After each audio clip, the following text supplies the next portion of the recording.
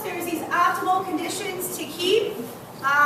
If you're just dealing with a pile on the outside, how many of you just have a pile somewhere? And they'll say people who are composting here and have the one burning question. You want to keep that pile around 3 cubic feet, 3 feet by 3 feet by 3 feet. Someone asked me what gallons to cubic feet were yesterday. I said, please don't ask me my math right now. I'll have to figure that one out later. But that optimal pile size is because you want the center of the pile to heat up while you still want the oxygen to get into it. When you start putting things into these types of bins or the tumbler bin, you're not going to have to worry about keeping it at that 3 cubic size all the time. Because the bins themselves provide shelter from the wind, will allow that pile to heat up. The bins are black color, so there's solar gain when it's sunny out, especially if you put it in the sunny part of your yard. It helps keep that pile warmer into the fall, and then it'll warm up sooner in the spring, like this type of temperature. If it's sunny out, the pile should still be working even though it's rather chilly out. You want to keep your pile, you can measure temperature. If you really get into it, there are thermometers you can buy. You buy them online, they're around $20, and you can measure the temperature of your pile. It does tell you how well your pile is doing. I'm a passive composter, so I don't bother measuring my temperature, but some people really get into this stuff. And when your pile peaks, it's a really good time to actually, peaks in temperature, it's a really good time to turn the pile and add more oxygen to it. If your pile is not heating up, that means there's a problem with it. Usually means you didn't put enough nitrogen material and you have too much brown material, or you're missing the secret ingredient, which is the microorganisms that break the material down. You also want your compost pile to feel like a wrung out sponge. You've all done dishes or scrubbed the counters, so you should all know how that feels like. Anybody does that? Good. Glad you guys have all done great work around the house. Our compost piles can dry out in the summer, especially when it's super, super hot. And we got to remember to water them. If we don't water them, then the compost creatures that like water to survive will be unhappy and they won't work for you. What I do tell people, if you have a party and you have leftover or open, half consumed beer, wine, or soda pop, your compost creatures really like sugar. So instead of pouring that liquid down the drain, you can put it over top of your compost pile, and your compost creatures can then have a party. And they'll be very excited, and they'll consume that stuff really quickly for you. Somebody asked about ant issues. I would say pour that material directly into the center of the pile, kind of dig out a little hole and pour it in. They'll be very happy, and it won't be wasted down the drain.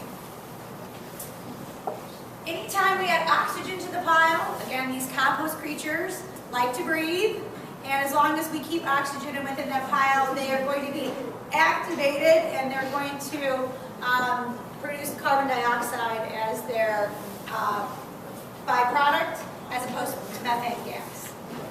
Yes? When you say stir, how frequently? Well, that really does depend. You could stir once a week if you wanted to. If you had like a regular garden chore schedule, you could measure the temperature of the pile. When the pile gets hot, you can turn it. Those folks with tumblers tend to turn them more. As long as the pile stays hot and you turn it and it warms up again, you can turn it pretty frequently. You can turn it 2-3 times a week. That is what we call active composting. Not all of us in the room are going to practice active composting. You can just throw things in the bin and let them be and do their own thing. That's called passive composting. That's like nature. That's how nature deals with it. And that just takes a lot longer for the things to break down. It's not ideal conditions, but eventually they will. Why is composting problematic? Composting is kind of like a recipe. We got to throw this green material in there, we got to throw this brown material in there, we'll describe those in a minute. And then some of it's nutrient rich, like food scraps, and some of it's nutrient poor, like some of our yard waste. And it's not all the same size, and it doesn't break down all at the same time, so it can be a frustrating process. Which is why you're sitting here, because if it was easy, you would have read a book, and you would have started, and it would have come out perfect. It doesn't always come out perfect.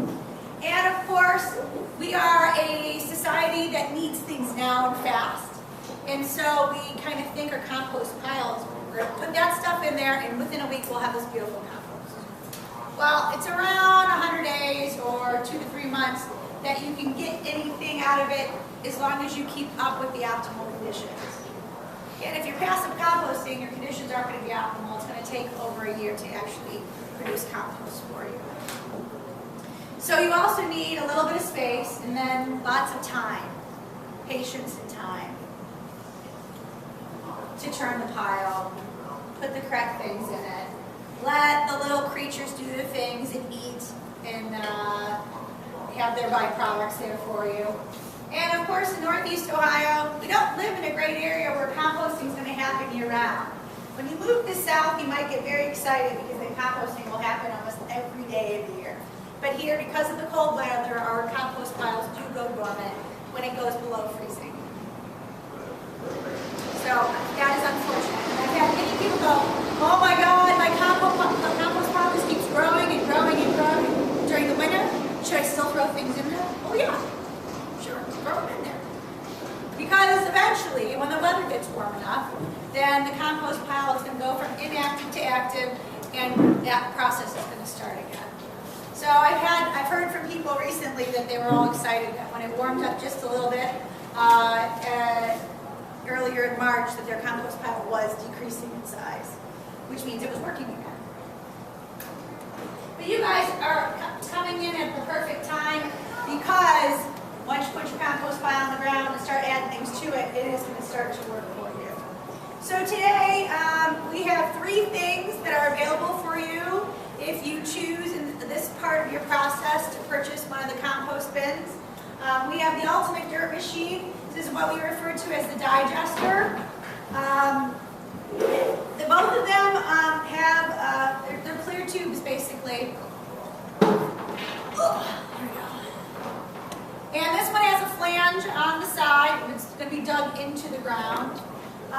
This one is made from a business in Georgia.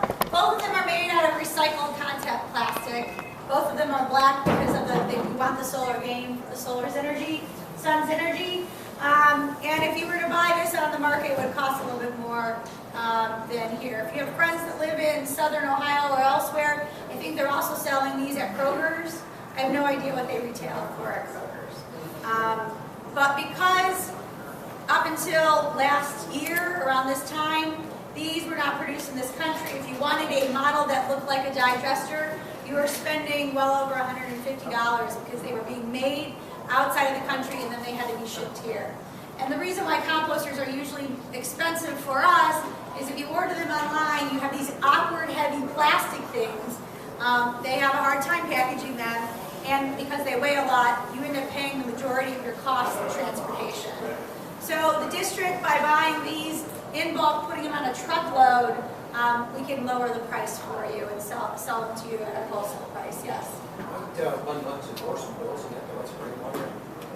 You know, sometimes with mine, when I know it's going to rain, I leave the lid off of it in the summertime. The lid's really great in the cooler season in the winter because it keeps the heat in the pile. But you can definitely go ahead and open it up if you need to. If you bore the holes in it, then you're going to have heat escaping at other times of the year. All right, plus, you know, you can save your rain barrels with water and put it right in the compost pile. It kind of goes along with everything, right? The other one is the wishing well, which is over here. It is manufactured here in Ohio. A business called Covered Bridge Organics actually sells